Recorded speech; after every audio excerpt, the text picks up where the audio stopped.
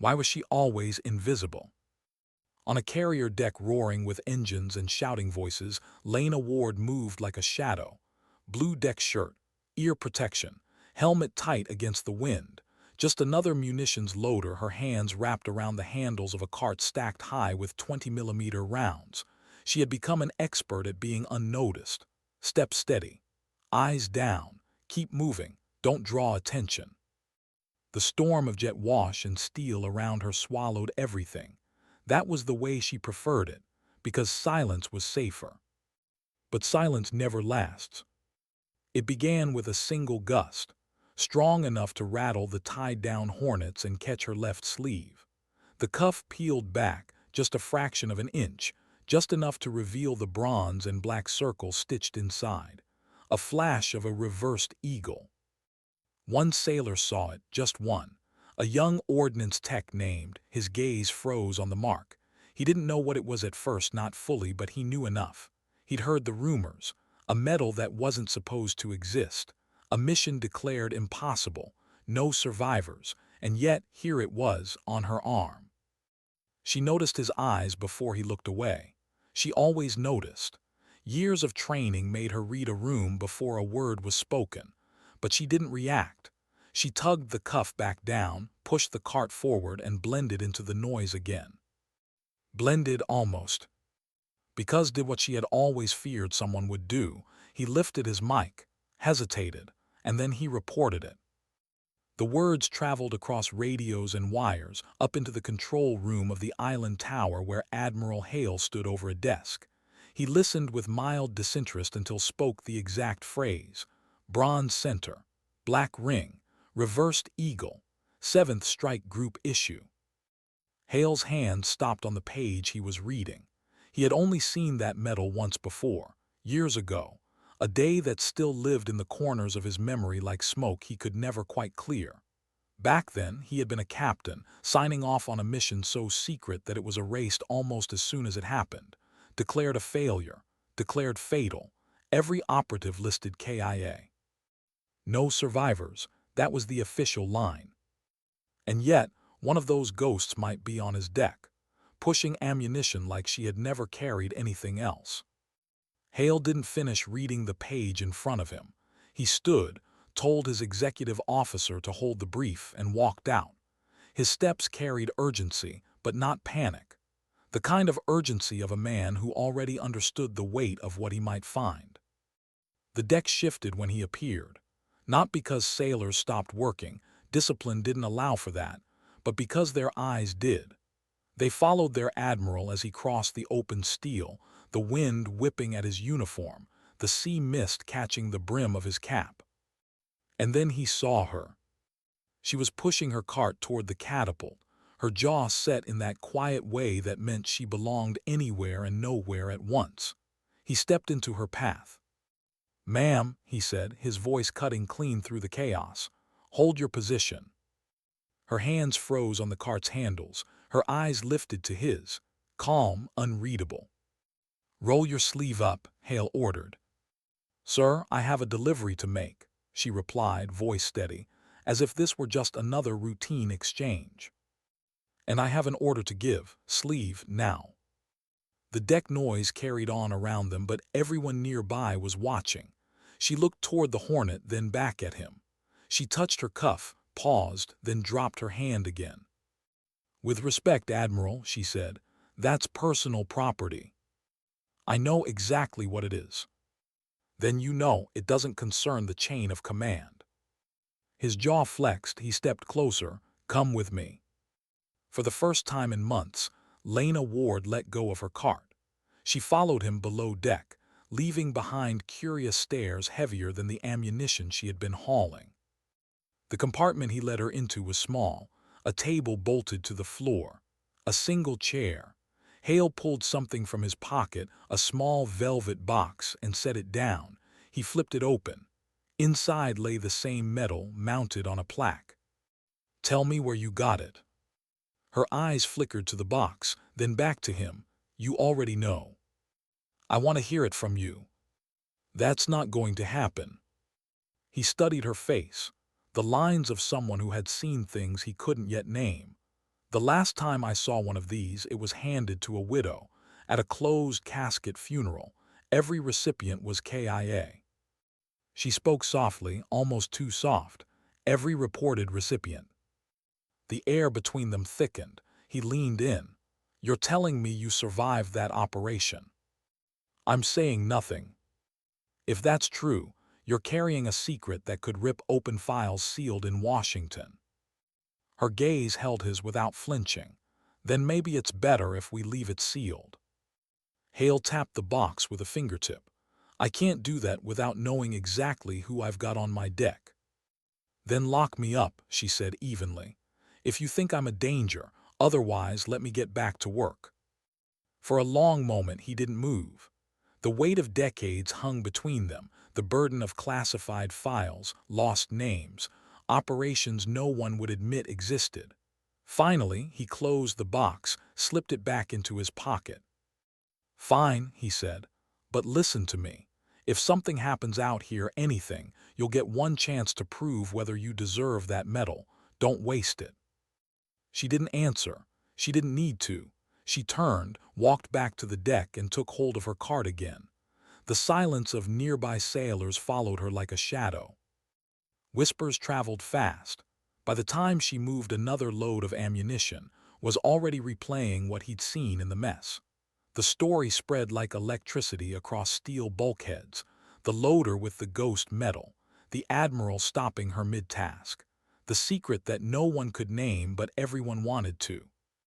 On the island, Admiral Hale stood by the wide windows, staring at the horizon, but his mind wasn't on the sea. It was on her.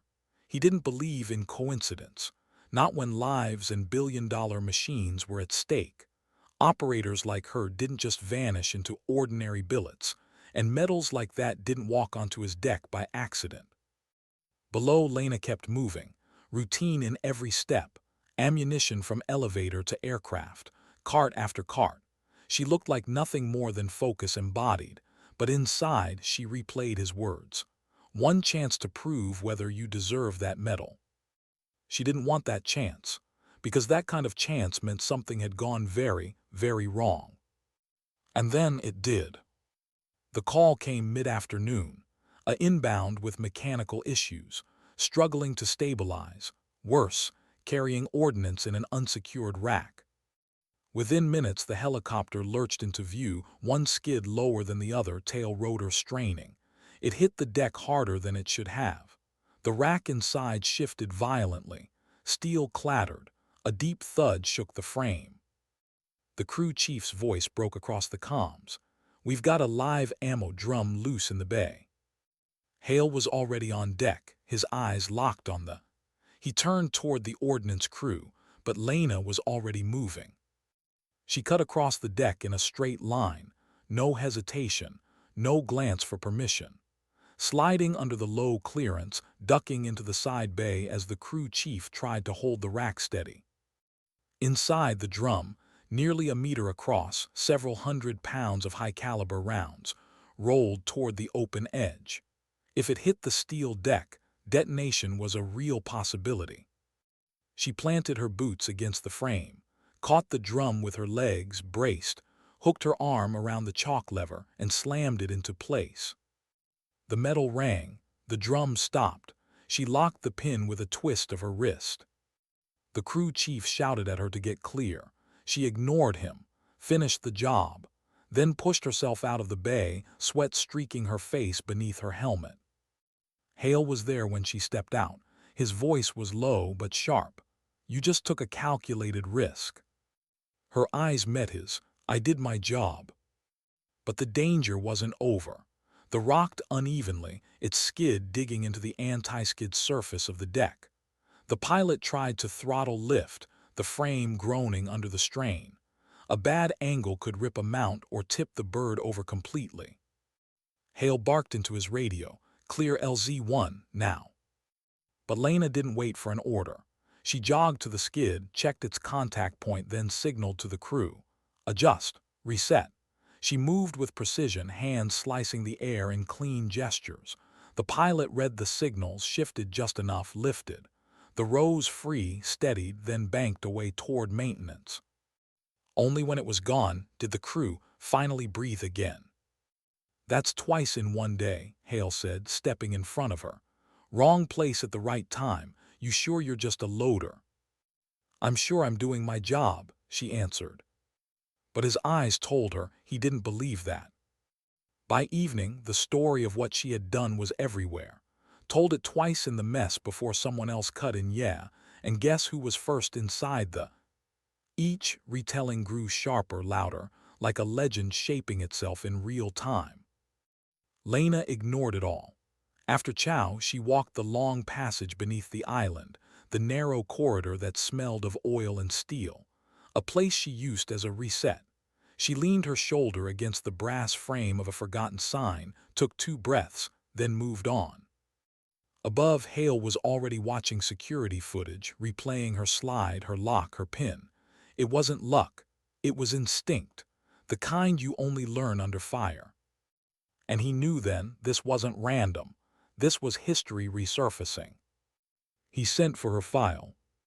What came back looked like a blackout poem, names redacted, dates erased, citations reduced to single careful sentences that said almost nothing. But one line stood out: reassignment at member request, rehabilitation pathway confidential. They hadn't buried her completely, they had hidden her. He set the file aside and looked out the glass of the island. The ship cut through white water, the horizon painted in sunset.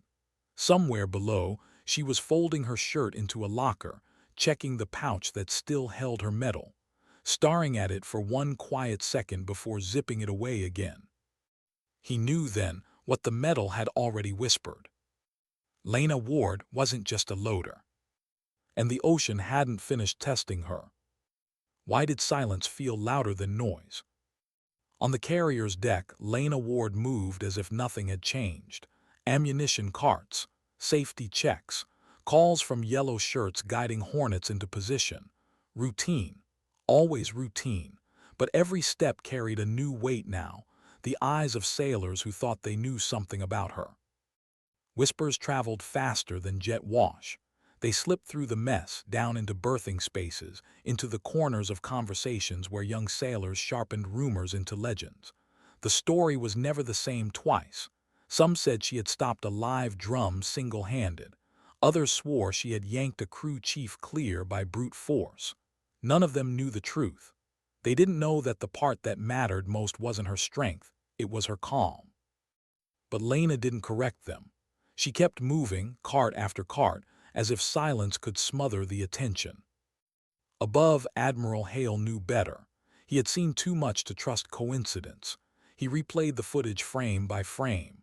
Her slide into the bay. The way she locked the chalk in a single motion. The precision of someone who had done this before. Not here, not in training, but in a place where seconds decided whether people lived or died. And it gnawed at him. Because he remembered that report. The one written in words so careful they said almost nothing. A mission that was erased, buried, declared fatal for everyone involved. He remembered signing off on the condolence letters. He remembered a widow who clutched a velvet box like it might still be warm. Every recipient KIA, that had been the line, every single one. So what was she? A lie, a ghost, or proof that some truths refused to stay buried? On the deck, the afternoon wore on. Winds shifted across the bow, forcing pilots to adjust recovery angles. Crews scrambled to keep the tempo smooth. Lena kept her rhythm steady, never hurrying, never slowing. She checked tie-downs with the quiet eye of someone who trusted no one's work, not even her own, until it was twice. Watched her from a distance. Not admiration, at least that's what he told himself, curiosity. He kept replaying the moment in his head. The way she had moved wasn't reckless. It wasn't lucky. It was math. Angles, weight, time. She had solved 3 problems at once, stopping the drum, securing the skid, preventing panic. That wasn't instinct.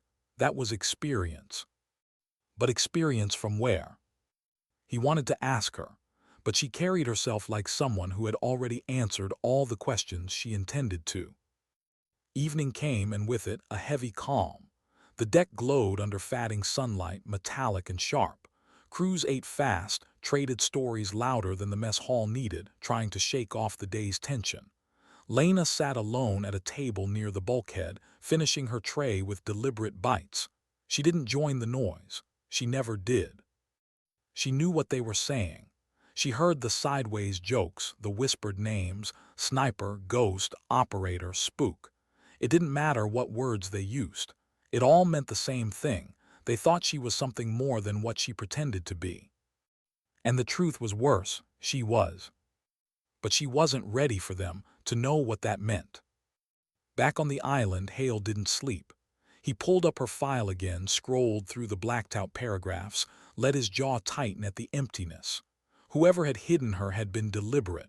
They wanted her alive but unseen, useful but forgotten. He closed the file, stood at the window, and stared into the night. The ship cut through black water, white seams glowing faint under floodlights. To anyone else, it looked like order.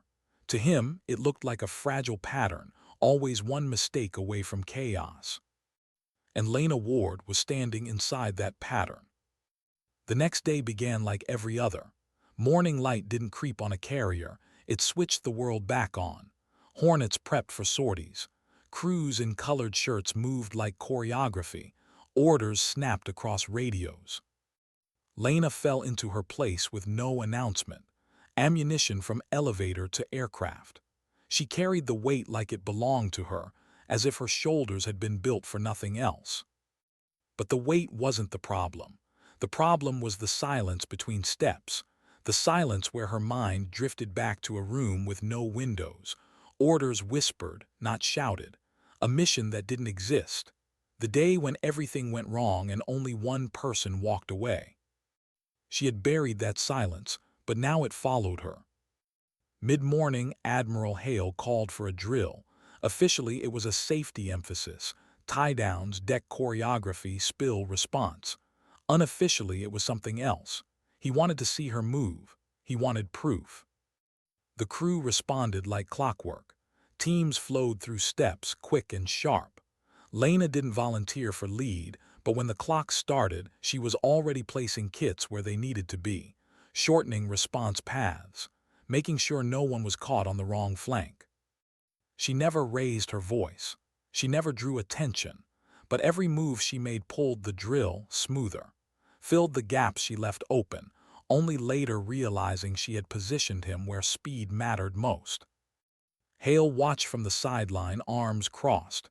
He had seen operators fake competence, fast talkers, loud movers, people who confused noise for skill. She was the opposite, quiet, deliberate, every correction made before anyone noticed it was needed. When the drill ended, the crew exhaled relief, but Hale didn't dismiss it. He walked the deck slowly, watching her coil a hose without fuss. Then he said, "Walk with me." She didn't answer, just matched his pace. They moved along the narrow catwalk, the wind stealing words if they weren't sent sharp. He didn't waste time. Legal won't let me ask what I want to. Intel can't tell me what they're not allowed to see. But this ship is my responsibility. That includes the human variables. She kept walking, silent. He looked at her profile against the horizon. When you made your choice in that bay, what did you evaluate first? She answered without turning, which action turned 3 problems into 0. He considered that, and how did you pick it? By removing choices that created new risks. Why didn't you order the crew chief to do it? Distance, angle. No hesitation, just answers. He stopped, resting a hand on the cold rail. Do you have any conditions I should know about? Anything that affects duty? No. Debt, leverage, anyone on the ship who could be used against you? No. He exhaled through his nose. All right, you requested this billet. She didn't confirm, she didn't deny. He turned toward the sea. Hiding is not an option here. Neither is theater. If you're going to be on my deck, you're going to be used where you make the ship better. She finally looked at him, her eyes steady. I'm here to carry my weight. Good, he said. Because the ocean doesn't care about backstories. That night, Lena lay in her rack, staring at the underside of the bunk above her. Sleep didn't come. She didn't chase it. She counted breaths until her pulse slowed, listening to the hum of the ship, the low thrum of engines, the tremor of stabilizers correcting swell, the faint shift of steel alive with motion. She didn't replay the day. She sent it away. She had learned long ago that survival belonged to those who left fewer ripples. But here, her lack of ripples had drawn attention. And she knew what that meant. The days ahead would force choices she had been avoiding since the day her name was erased from a roster, and a code was stripped from her sleeve. She closed her eyes. No dreams, just silence. Above in his cabin, Hale set the velvet box on the table. He stared at it like it was both question and warning. Years ago, someone had slid a similar box across a desk and called it closure. He knew better. It was never closure.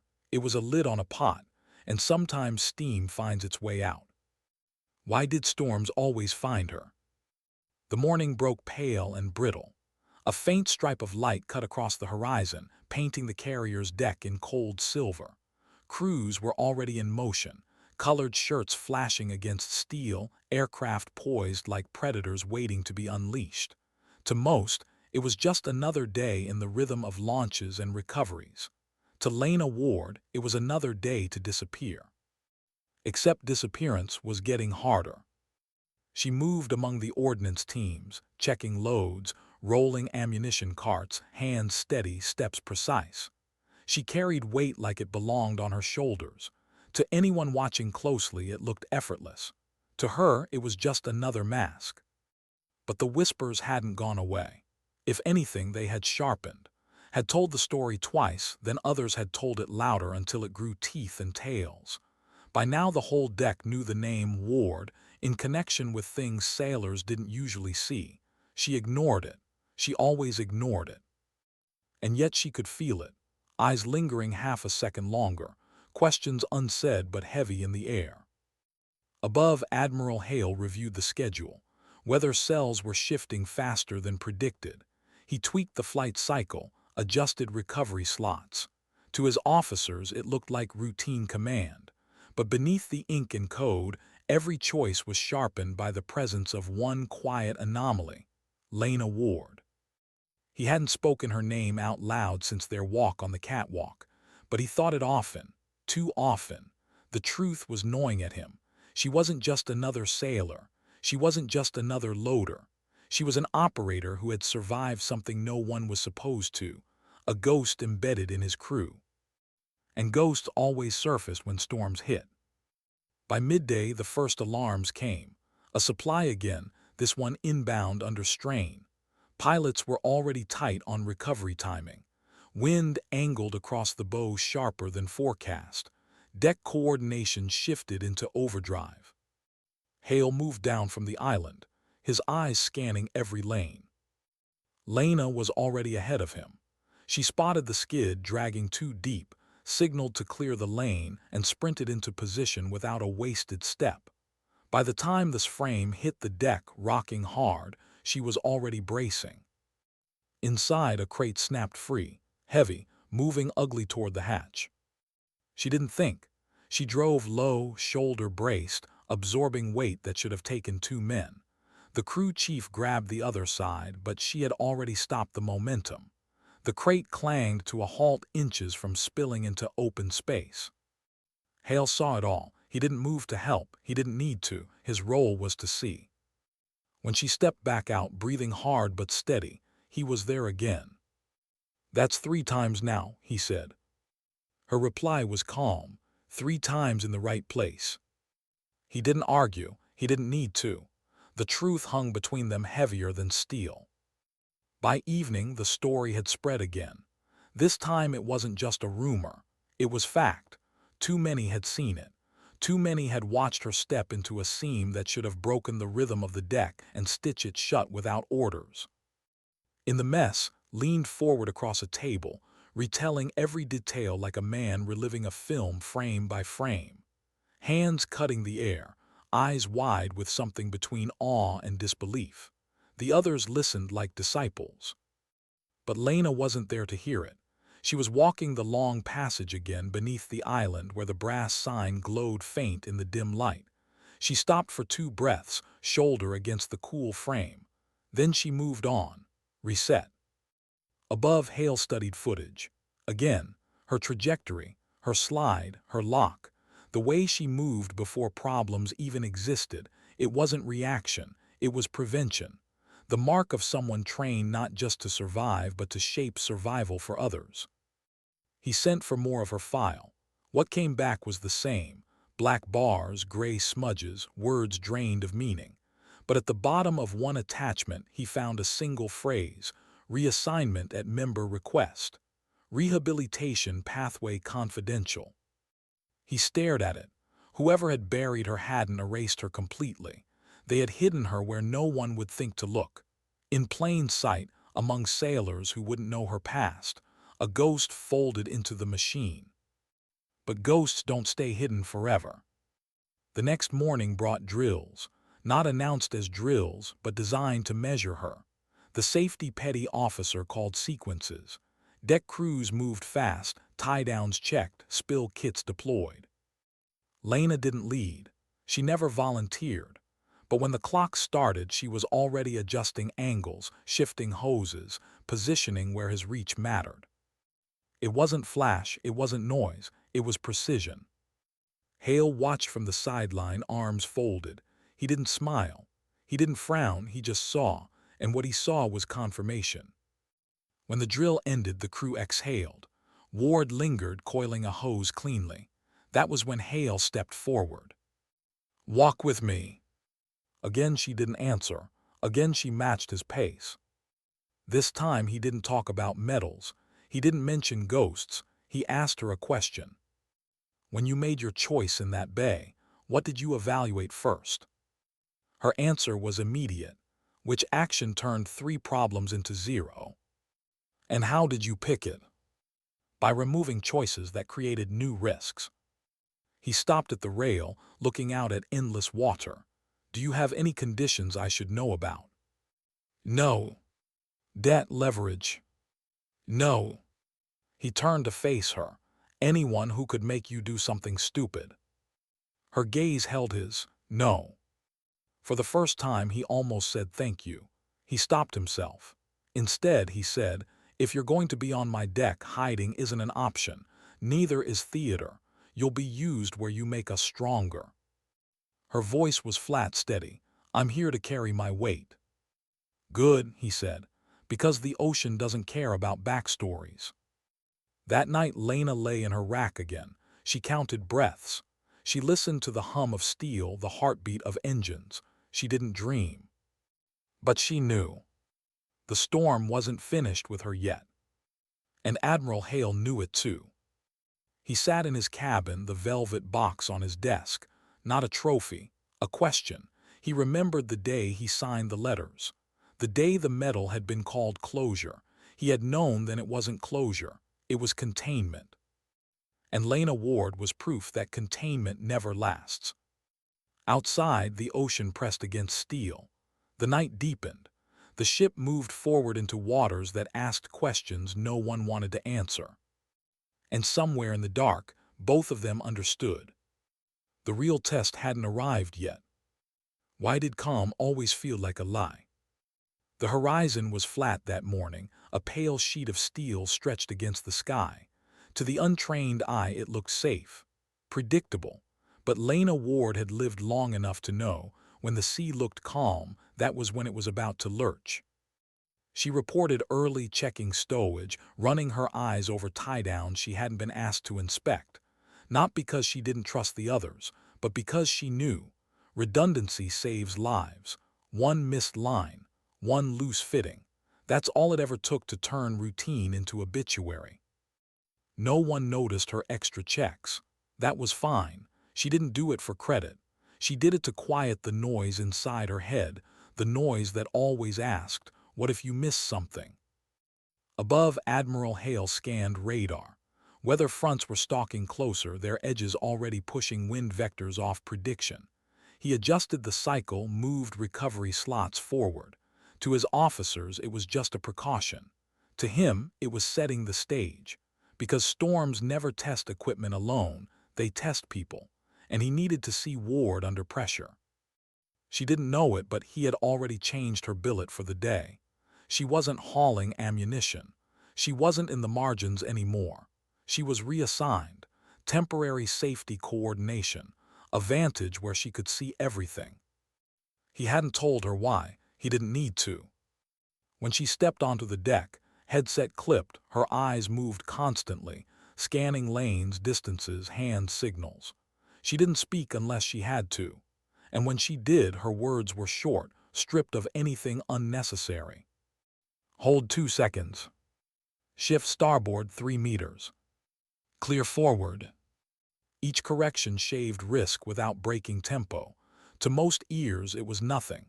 To Hale, listening from the island, it was a language he recognized, a mind working 3 steps ahead. The crew closest to her carried themselves sharper, adjusted faster, not because she barked orders, because she rarely spoke at all. And when someone rarely speaks, people listen when they do. Hale watched, logged it, filed it away in the ledger of his mind. But storms don't wait for ledgers. By midday, the wind sharpened, shadows flattened, the haze thickened until distance lost its contrast. This was the kind of weather that stole depth from the eyes. Mist slicked the deck, turning every step into a test of balance. Lena didn't flinch. She altered her scan, relying on fixed reference points instead of shadow cues. Her voice in the headset clipped down even. Lane clear. 2 meters slack portside. Reset choke. Her calm steadied those around her. That was the hidden truth about storms. If one person stayed steady, others leaned on it. Then the break came. An alert flared across the net. A Hornet on final approach had reported a minor hydraulic issue, small enough to risk continuing, but enough to complicate recovery. The deck was already slick. Every second mattered. Hale's voice came over comms. Clear foul line, make space. Lena was already moving. She pulled bodies off the drift path, cleared lanes, set the crash crew where they could spring without blocking exits. The jet came in shallow, hook low, and caught late. It slammed down hard, skidding just longer than the book liked. Safe, but ragged. And then the arresting cable snapped back, recoiling across the deck with violent force. It caught a cleat at a bad angle and spat shards of metal. Not many, not large, but sharp enough to turn a slip into blood. The kind of hazard no manual accounted for. She moved before anyone called it. Split the cleanup team into 2 vectors, doubling speed. Marked the area before the next cycle pushed motion across it. By the time another Hornet lined up, the hazard was already gone. No one fell, no one stumbled. Hale crossed one more item off the silent list in his head. Would she keep tempo when a solved problem created a new one? Answer: yes. When the final jet cleared, the deck exhaled as one. But relief never lasted long at sea. Rain began tapping steel in thin needles, building into a sheet. Hale ordered tempo reduction. Crews tightened movements. Ward walked every lane, eyes reading tie-downs and hoses like a doctor reading vital signs. A fuel cart drifted a foot wide in the gust. She closed the distance in 4 strides, braced her shoulder against it, guided the operator back into line. No radio call, no announcement. By the time most eyes registered the drift, it was already fixed. Hale saw it from above. He didn't write it down. He didn't need to. He had learned the truth years ago. The most valuable people on a deck like this weren't the ones who reacted fast to alarms. They were the ones who prevented the alarms from ever sounding. By evening, the storm had the ship in its grip. Rain hammered the deck, wind tugging at every loose flap of fabric. Hale cut the cycle short, citing safety. Non-essential movement ordered below.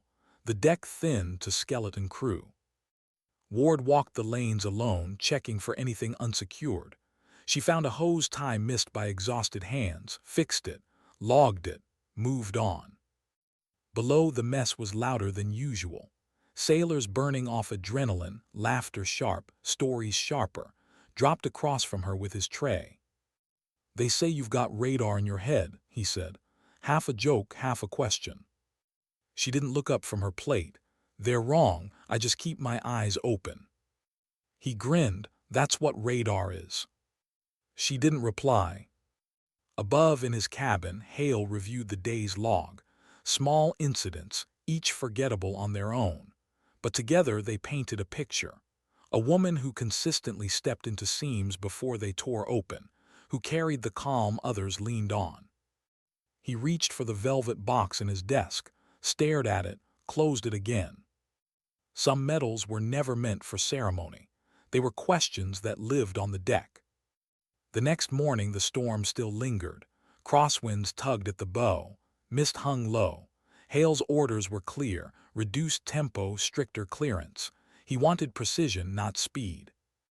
Ward stepped onto the deck with her headset clipped, eyes already mapping lanes. The first correction came within minutes, a tractor drifting wide in the wind. She called it before it crossed margin. The operator corrected. No scramble, no delay. Through the morning her voice cut the net only when needed. Each call surgical, no wasted syllables. And Hale, listening from the island, thought, she knows when to act and when to let others solve their own problems. That balance was rare. That balance was trust. By afternoon the storm eased. Patches of sky opened into hard, cold blue. The deck dried in places. Aircraft trapped clean. Engines wound down. Hale descended from the island, found her near the aft elevator, checking lashings on a pallet. "Walk with me," he said. She didn't answer, just matched his pace. They stopped at the starboard catwalk, the sea heaving dark beneath them. "I got the rest of your file," he said. "Not the official one, the one that never makes it into the system." Her step didn't falter. She kept her eyes on the horizon. "I know where that medal came from," he continued. "I know what happened on that mission." She finally turned. Her voice was flat. "Then you know why I don't talk about it." "I do." He leaned on the rail. "But I also know the people who buried you here didn't expect you to stay invisible forever." Her gaze met his, steady as stone. "I'm not here to be found." He let the silence hang, then said, "You've been found. The question now is what you want to do with it." She didn't answer right away. Wind hissed along the steel. The ocean stretched endless. When she did speak, her voice was low. "I want to keep the ship running, that's it." "That's part of it," Hale said. "The other part is whether you're willing to carry responsibility when pressure spikes beyond the manual, because that's where I'm going to put you." She studied him for a long moment, then nodded once. "Understood." "Good," he said, "because tomorrow you'll be running the deck drill." Her eyes narrowed. "Safety or operations?" "Both," he replied. "I want to see how you manage the entire sequence." She didn't ask why. She just asked what time. 08. The wind whipped between them. Neither spoke again. Both knew what it meant. Tomorrow hiding was over. Why was everyone watching her now? The next morning broke clear, the sky scrubbed sharp by retreating weather. But the forecast whispered change. By midday, winds would shift, shadows would vanish, and the sea would start moving sideways. Perfect conditions for testing a crew. Perfect conditions for testing her. Lena Ward stood at the deck boss station with a comms headset pressed tight against her ear. Around her, the carrier was already alive. Tractors rumbling, wing walkers signaling, crews pulling fuel lines like veins across steel. Every color shirt was in motion, and every eye seemed to know. Today, the loader wasn't just loading. She didn't want this, not the vantage, not the headset, not the quiet hum of power that came with standing where every lane crossed, but Admiral Hale had given her no choice. "You'll be running the deck drill," he had said. No explanation, no out. So here she was. The brief had been simple: full launch and recovery simulation. No live ordnance. Focus on coordination under shifting conditions. On paper, a drill. In truth, a test. She had learned long ago. Drills tell more truth than missions. Because in drills, you see who prepares for pressure and who collapses when the book isn't enough. The first tractor rolled. Her voice set the tone. Calm, clipped. Hold 3, clear lane, proceed. Aircraft nosed forward. Wing walkers slid into place, arms cutting the air like semaphore. Fuel carts tucked themselves out of slipstreams. The sequence began. She mapped movements before they unfolded. Her eyes scanned distances, overlaps, choke points. Every adjustment she made was small, almost invisible. A 2-second pause here, a shift 2 meters there. The kind of changes that prevented ripples from turning into waves. From the island, Hale watched. He had stood this post for years, seen 100 officers try to choreograph steel and fuel and fire. Some barked, some panicked, some drowned in detail. Ward she didn't force, she shaped. Midway through the drill, the first obstacle hit. A tractor stalled mid-turn, blocking a tow lane. Routine problem, but routine problems kill momentum. She didn't hesitate. Cat 2 hold, redirect lane 3 forward, back tractor 4 into reserve. She gestured with one hand, simple, precise. Crews moved without scrambling. Within 30 seconds, the stall was absorbed. The sequence bent, then straightened. Hale's jaw flexed, not approval, not yet, but recognition. Then the wind shifted earlier than forecast. A gust front pressed across the bow, forcing cross-drift. Shadow cues vanished. Crews leaned into it, boots slipping against slick metal. This was where drills usually broke. Ward adjusted without visible strain. She rerouted a fuel crew into the lee of a parked Hornet, shielding them. She cut chatter from the net, trimming it to bare essentials. Lane clear, reset choke, hold signal. Her tone never lifted, never cracked, and because she was steady, the crew steadied with her. From the island, the air boss leaned toward Hale. She runs it cleaner than some officers. Hale didn't answer. His eyes stayed locked on the deck. He wasn't grading her on cleanliness. He was grading her on truth. And the truth was showing. When the drill ended, the deck was secured on schedule. Every marker in place, every sequence tight. Ward didn't smile, didn't pause. She stepped aside for the real deck boss to resume control, her headset already slipping from her ear. Hale descended the ladder, boots ringing against steel. He crossed to her station, his voice pitched low. Clean work. She gave a short nod, nothing more. That evening in his cabin, Hale filed the report. A single line, capable of full deck coordination under variable conditions. Recommend integration into high-pressure cycles. He didn't write more. He didn't need to. Anyone reading would understand. But Lena never saw the report. She sat in her rack, staring at the overhead, the metal still zipped into its pouch inside her locker. She had no illusions. Hale wasn't a man who left talent unused. Whatever came next, the days of being just another loader were gone. She closed her eyes. The ship's hum filled her chest. She counted her breaths, and with each one she tried to bury the noise of memory. It didn't work. Because memory doesn't care about breathing exercises. She saw flashes, a dark valley lit by muzzle fire, radios cutting out, orders broken by screams, the weight of bodies she couldn't carry, the sound of her own voice telling the last survivor run, and then silence. Silence so heavy it pressed her flat against the ground. When she opened her eyes again, she was back under steel, back under a roof that never let the rain through, back on a ship where the ocean asked different questions. But the past had followed her here. 2 days later, the cycle resumed under clear skies. Hale reassigned her again, not to vantage, not to loading, but into rotation with different units. One cycle embedded with recovery crews, another with forward launch, another with fueling teams.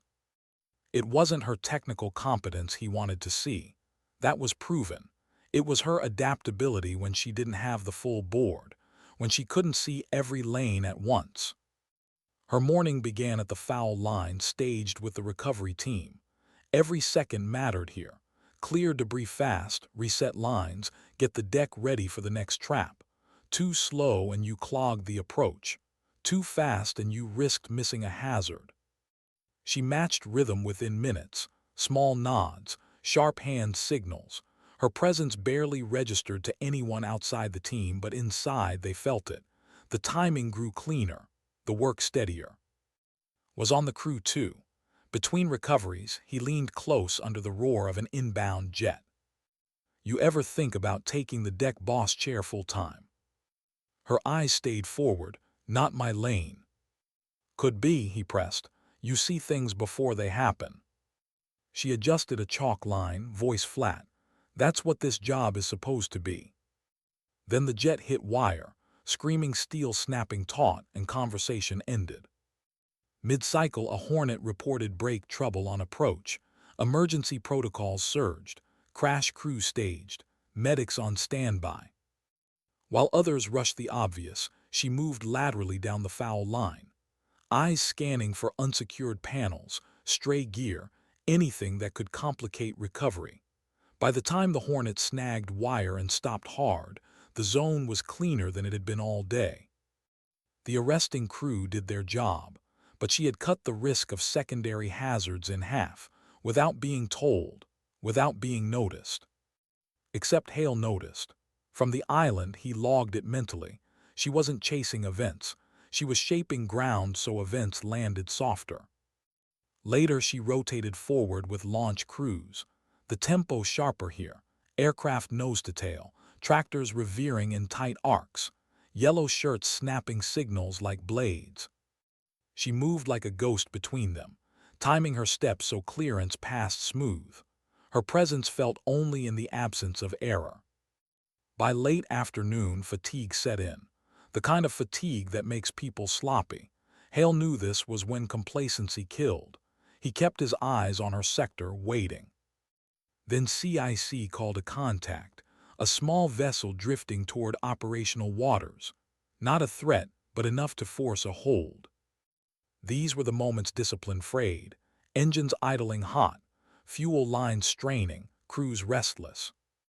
Ward didn't wait for the launch officer to bark reminders.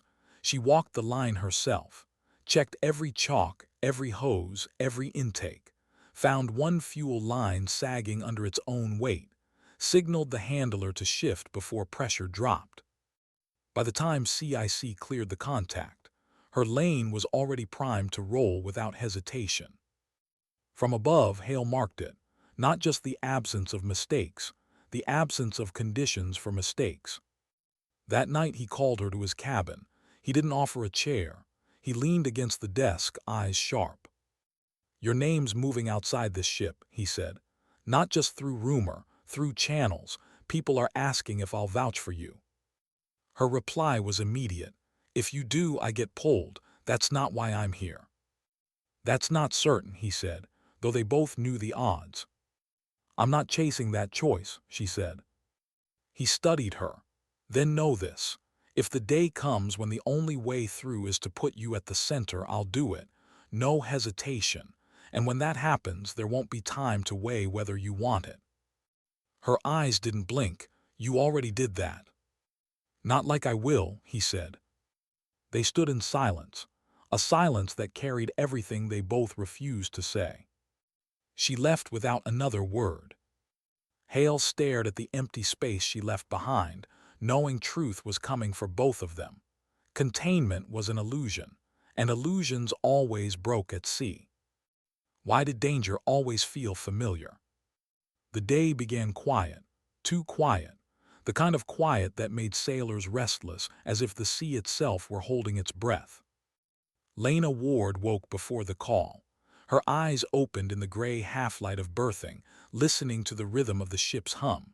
She lay still, watching the ceiling inches above her, trying not to think, but memory had its own rhythm. The faces came back first, men she had trained with, women she had trusted, voices in the dark. A valley where sound was swallowed, where the night broke into fire and none of them came back. None but her. She sat up, swung her boots to the deck and shook it off. The only way forward was movement, always movement. Up top, Admiral Hale stood with his XO, reviewing charts. A fishing trawler had drifted into the exclusion zone at dawn, refusing hails. Not unusual, but not comfortable either. Too many stories in this theater of innocent boats feeding intelligence, or worse. "Send a helo for a flyover," Hale ordered. "No contact until we've got eyes." The XO nodded, relayed. Within minutes, a lifted, cutting across the gray sea. Lena was already on deck checking lashings after a night of gusts. Her hands moved automatically, but her eyes tracked the until it shrank to a speck. She didn't like the feeling in her chest. Too tight, too familiar. Familiar like the night everything went wrong. This report came back thin, deck cluttered with nets, no visible weapons, crew evasive. But evasive was enough. Hale ordered a course shift, widening the carrier's distance. By afternoon, the sky darkened. Storm cells rolling in again, low and heavy. The sea thickened with chop. Launch tempo adjusted down. Crews moved like machines wound one click. Then the call came. Unidentified drone contact, inbound low and fast. Every alarm on the deck snapped alive. Radios spat clipped codes. Pilots scrambled to ready. Sailors froze in their tracks for a half-second too long before muscle memory jolted them forward again. Lena didn't freeze. Her eyes snapped to the horizon, scanning. She'd been here before. Different landscape, different enemy, same truth: speed kills. "Clear lanes," she barked, louder than usual. Hands shoved carts aside, crews fell back. Blinked at her, startled at the edge in her voice, then obeyed without a word. The first interceptors clawed skyward, afterburners splitting air. Radar painted the drone's vector, fast, closing, too fast for comfort. Hale's voice cut the net. Full clear, secure topside. But the wind surged, whipping across the deck just as a fuel cart jolted off true. A wheel caught, dragging toward a Hornets intake. Lena ran. Boots hit steel hard. She slammed her shoulder into the cart, shoving it clear a breath before intake could have sucked fumes straight into turbine. The operator stumbled, mumbled apology. She didn't answer. She was already scanning for the next fracture. Above, Hale saw her. Saw not just the shove, but the way she'd read it a second earlier than anyone else. His jaw tightened. She wasn't reacting. She was anticipating. The drone drew closer. Fighters vectored, CIC tracked. For a moment it looked like intercept might be clean. Then a call, second contact. Smaller, lower, a shadow riding under radar clutter. The from morning wasn't on station anymore. No eyes, no confirmation. Just the drone cutting across sea spray like a blade. On deck the order came. Full stop in tempo, brace for emergency. Crews locked gear. Crash teams staged. The kind of preparation everyone trains for but few ever live through. Ward moved lane to lane, checking lashings, clearing choke points, positioning with an extinguisher where one spark could ignite catastrophe. She didn't ask permission. She didn't explain. She just set pieces in place the way her mind had always done.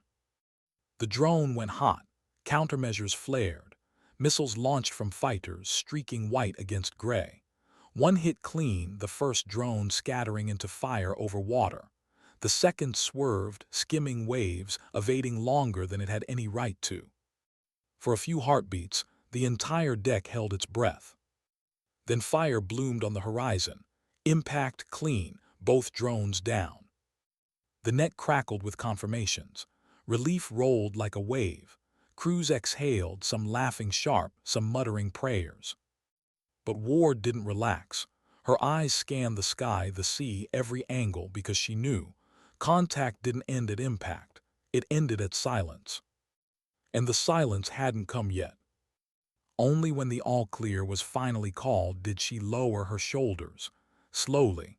Not because she trusted it, because she had to let the others trust it. On the island, Hale watched her long after the crew scattered back to routine. Watched the way she moved, calm in the aftermath, shoulders tight but not shaking. A survivor's shoulders. That night the mess hall was a storm of stories.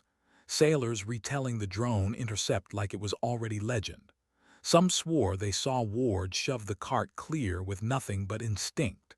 Others swore she had shouted orders no one else would have thought to. She sat alone, tray half-eaten. Dropped beside her again, eyes wide, voice low. "You knew," he said. "Before it happened, you always know." Her fork paused, she looked at him, said nothing.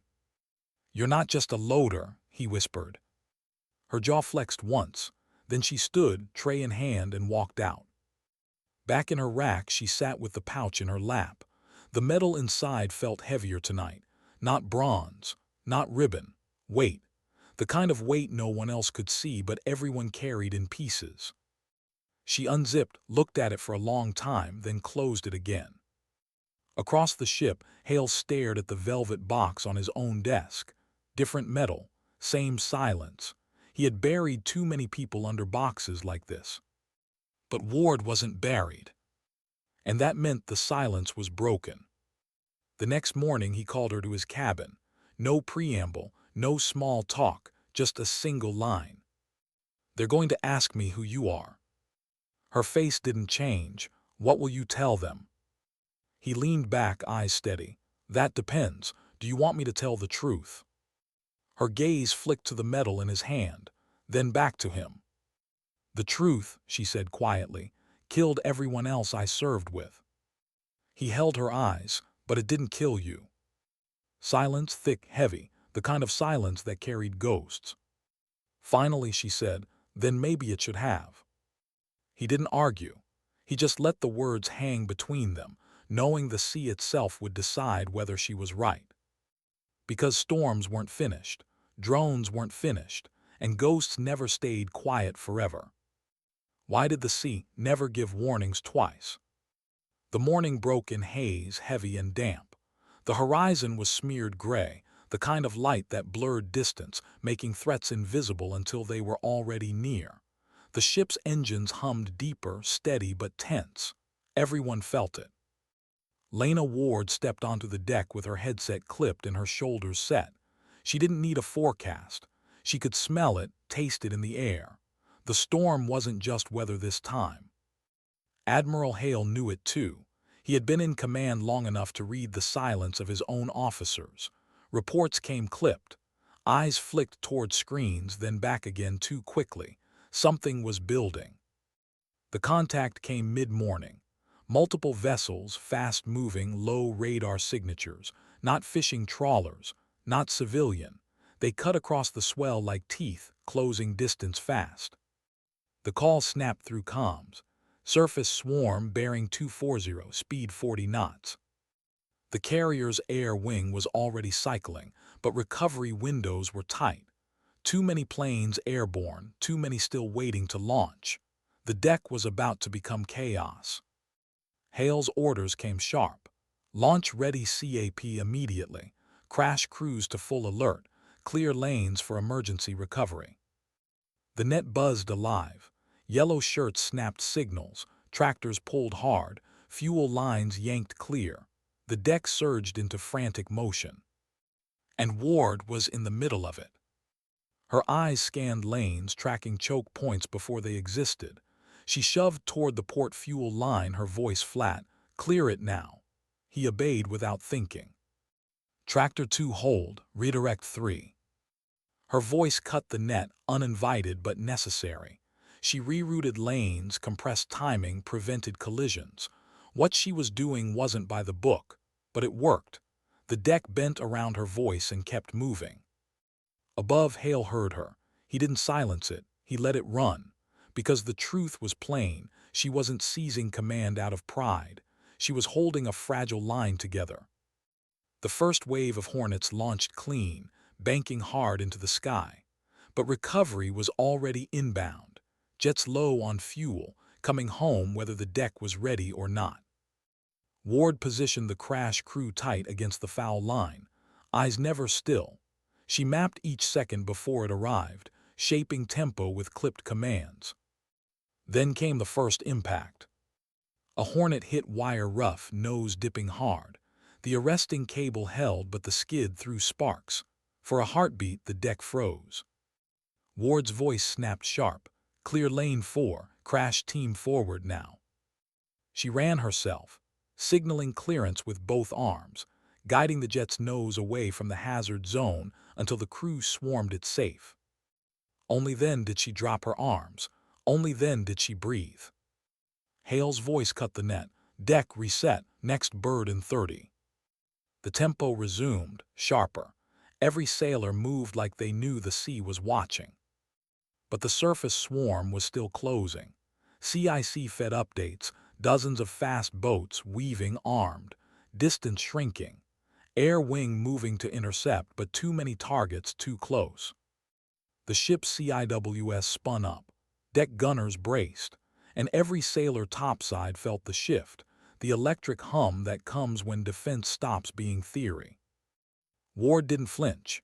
She directed crews into cover positions, pulling anyone idle into useful vectors. A tractor too close to foul line moved. A pallet unsecured lashed. She shaped the deck into readiness, like she had done 100 times before in places no one here had ever seen. Then the first wave hit radar range. Guns barked. Tracers stitched the horizon. Explosions flared where sea spray met steel. From the deck, it looked like the ocean itself had turned hostile. Ward stayed low, headset pressed, voice cutting the net steady and clear. She called hazards, shifted crews, braced gaps. Her body moved before her mind finished the thought. A rocket streaked close, exploding in spray short of the hull. The deck shuddered. Sailors ducked. Ward's hand shot out, steadying before he stumbled into open lane. He looked at her, eyes wide. In that moment he understood. She wasn't just calm, she had been here before. The swarm pressed harder. Air wings slashed back, guns and missiles tearing wakes into fire. But some boats cut through, slipping closer, close enough that the carrier's defensive guns opened full. The deck thundered with violence. Ward crouched against a bulkhead, headset crackling. She heard comms chatter fragment, half broken. She heard the crew's breathing, shallow and ragged. And she heard her own pulse, steady in her ears. She wanted to stay hidden, wanted to let the officers own it, but instinct betrayed her. Crash crew shift portside, tractor team brace starboard, all lanes hold 30 seconds. Her words snapped through the net like command, and no one argued. They obeyed, because her voice carried certainty when no one else had it. From above, Hale watched her through the glass. He didn't speak, didn't interfere. He let her shape the deck because in that moment she was keeping the ship alive. The fight dragged minutes into lifetimes, boats shredded, fire on water, smoke crawling across the horizon. One Hornet limped back, fuel almost gone. Ward cleared a lane with 2 hand signals and 1 clipped order. The jet trapped clean. And then, as suddenly as it began, it broke. The last boats burned. Radar cleared. The sea stilled again, scattered with wreckage. Silence. For a long breath, no one moved. Then comms filled with confirmations. All clear. Damage reports minimal. No casualties. The deck exhaled as one. Some laughed sharp, relief cracking through adrenaline. Others just slumped where they stood. Ward didn't. She stayed upright, headset still in place, scanning the deck. Only when she was sure, absolutely sure, did she lower it. Her hands shook, just for a second. She closed them into fists until it stopped. Above, Hale turned from the window, his XO-weighted eyes wide. "Sir," she ran half that fight. Hale's voice was low. She didn't run it, she held it together. The XO hesitated. "What do we do with that?" Hale looked back down at the deck, where Ward walked the lanes like nothing had happened. "We do what the sea does. We keep her." That night, the mess hall was a storm again. Sailors telling stories faster than memory could keep up. Some swore Ward had seen the rocket before it hit. Others swore she'd given orders no officer had thought to. The story grew larger with every retelling. She didn't join them. She sat alone again, eating slow, tray untouched by noise. Slid in across from her, voice low. "You saved us, you know that, right?" Her eyes lifted once, held his, then lowered again. "I kept the deck moving," she said. "That's not all you did." Her fork paused. For a heartbeat he thought she might say more, might finally tell him who she was. But she didn't. She stood, carried her tray, and walked away. In her rack she lay awake long past lights out. The metal pouch was under her pillow. She pressed her hand against it, eyes open in the dark. The Admiral knew, the crew suspected. The sea had tested her and she had answered. There was no hiding left. And the truth she feared most wasn't that they knew what she had been. It was that they might start needing her to be that again. Why was silence louder than gunfire? The carrier moved steady now, cutting across calmer seas. The storm had passed. The swarm was gone. The air smelled of fuel and salt and iron, the way it always did after violence. The crew walked different, shoulders looser, voices sharper. Relief bled into laughter, into boasts, into stories that would never match the truth. That was how survival always sounded, loud. But Lena Ward didn't laugh. She stood on the catwalk, headset off, hands braced on cold rail. The sea stretched endless, reflecting the dull glow of a sun trying to break haze. To anyone passing, she looked calm, steady, the way she always did. Inside she was. The ghosts were louder now. The valley came back in fragments, shouts, flashes, silence. The feeling of being the last one standing where no one was supposed to stand. She had buried it in steel, in routine, in the hum of engines. But yesterday had torn the lid off. She closed her eyes, counted her breath. 1, 2, 3, hold. It didn't quiet. Behind her footsteps, she didn't turn. "You didn't give them a chance to break," Admiral Hale said. Her eyes opened, fixed on horizon. "They didn't need me. They knew their jobs." "They needed someone who didn't flinch when the book stopped working," Hale replied. Silence stretched. Finally she said, "I wasn't supposed to be here. I asked for this billet because I thought no one would look too closely. Just another loader, just another body moving steel." He stepped beside her, leaned on the rail. "You thought hiding meant healing." She looked at him. "Doesn't it?" His eyes stayed on the water. "Healing doesn't mean pretending you're not broken. It means carrying the break differently." Her jaw flexed. She wanted to argue, wanted to tell him that carrying weight only bent you further until you snapped. But the words stuck. "You don't owe them anything," he said. "Not medals, not stories, not explanations. You owe them what you've already given, steadiness when the sea tries to take it away." Her throat tightened. For a moment she felt the metal in her locker pressing against her chest, heavy as stone. "They'll never see me the way you do," she whispered. "Good," Hale said. "They don't need to. They only need to know the deck holds when you're on it." The silence settled again, softer this time. Below spotted her on the catwalk. He didn't call up, didn't wave. He just stood for a moment, watching.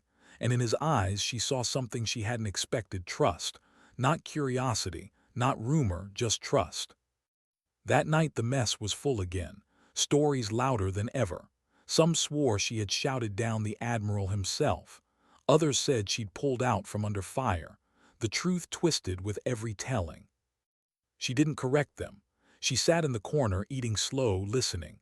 When caught her eye she gave the smallest nod, nothing more, nothing less. Later in her rack she pulled the pouch free, unzipped it, stared at the metal. The ribbon was worn, the metal dulled by years. She remembered the day they pinned it on her, the weight on her chest like a stone tied to her neck. She hadn't wanted it. She had wanted silence. She turned it in her hand now, the dim light catching faint edges. For the first time she didn't feel anger, didn't feel shame. She just felt the weight for what it was: memory. Not glory, not guilt, just memory. She zipped the pouch, tucked it back. Not hidden, not flaunted, just there. On the island, Hale wrote his final note, not for reports, not for higher command, for himself. Some people lead with noise, some with rank, some with fear, but the ones who matter lead by holding ground steady when everyone else is sliding. That's what she does, that's what she is. Not a ghost, not a myth, a weight that keeps the ship upright. He closed the book, sat back, listened to the hum of steel. The sea would test them again. It always did. Storms never ended. Drones would come. Swarms would return. Ghosts would whisper. But when it did, he knew. She would be there. And that was enough. Out on the catwalk again, Lena leaned on the rail, watching the horizon fade into night. The deck below her was alive with motion, with stories, with noise. She didn't need to be part of it. She just needed to stand steady when the sea pressed hardest. She closed her eyes, counted her breath. This time when she reached 3, the silence didn't roar, it softened. Sometimes dignity doesn't speak. It simply acts.